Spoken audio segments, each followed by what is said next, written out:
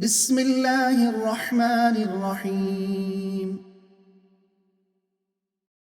قد خسر الذين كذبوا بلقاء الله حتى إذا جاءتهم الساعة بغتة قالوا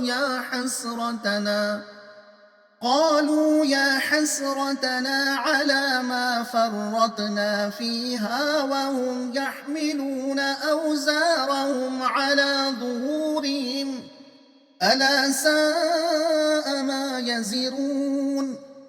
وما الحياة الدنيا إلا لعب ولهو وللدار الآخرة خير للذين يتقون أفلا تعقلون. قد نعلم إنه ليحزنك الذي يقولون فإنهم لا يكذبونك ولكن الظالمين بآيات الله يجحدون.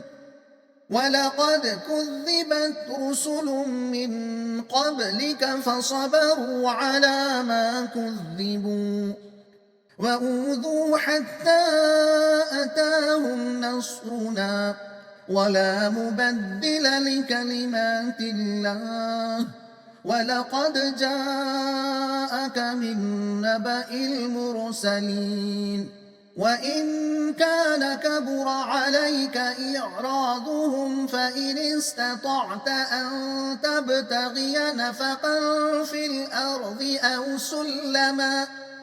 أو سلما في السماء فتأتيهم بآية ولو شاء الله لجمعهم على الهدى فلا تكونن من الجاهلين.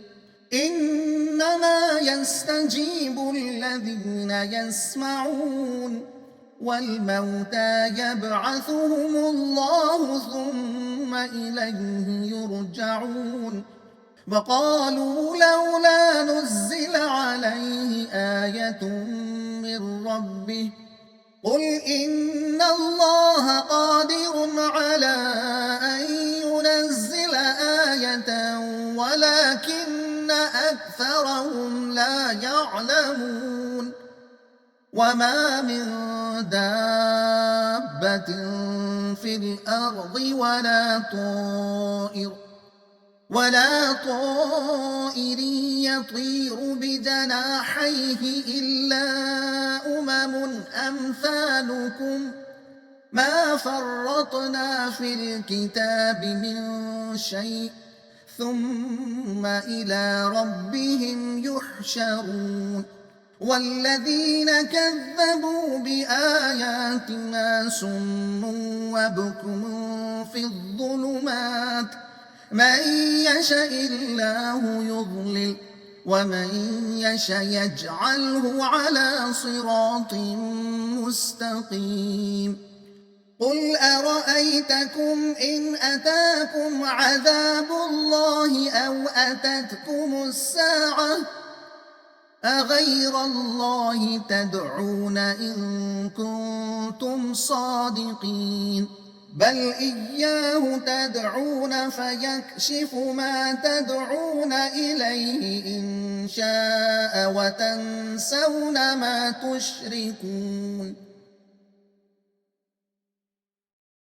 मज़मून अक़ीदा आखिरत की तबलीग और इस ख्याल की तरदीद कि ज़िंदगी जो कुछ है बस यही दुनिया की ज़िंदगी है।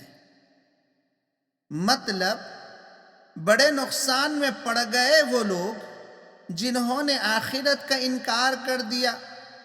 वो घड़ी जब अचानक आ जाएगी तो ये लोग पछताने लगेंगे कि हमसे कैसी तक़सीर हो गई और इनका हाल ये होगा कि अपनी पीठों पर अपने गुनाहों का बोझ लादे हुए होंगे। वो क्या ही बुरा बोझ होगा। आखिरत की हकीकी और पायदार ज़िंदगी के मुकाबले में दुनिया की ज़िंदगी ऐसी है जैसे कोई शख्स कुछ देर के लिए کھیل و تفریح میں دل لبھائے اور پھر اصل سنجیدہ کاروبار کی طرف رجوع ہو جائے۔ ظالم پرست انسان غلط فہمی میں مبتلا ہیں۔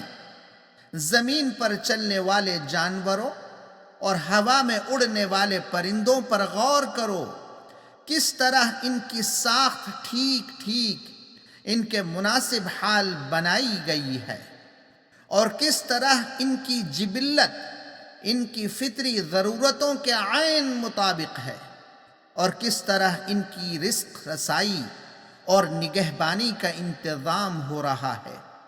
کیا یہ نشانیاں جو خدا کی توحید اور اس کے صفات کے بارے میں پیغمبر تمہارے سامنے پیش کر رہے ہیں عین حق ہونے کے لیے کافی نہیں ہے؟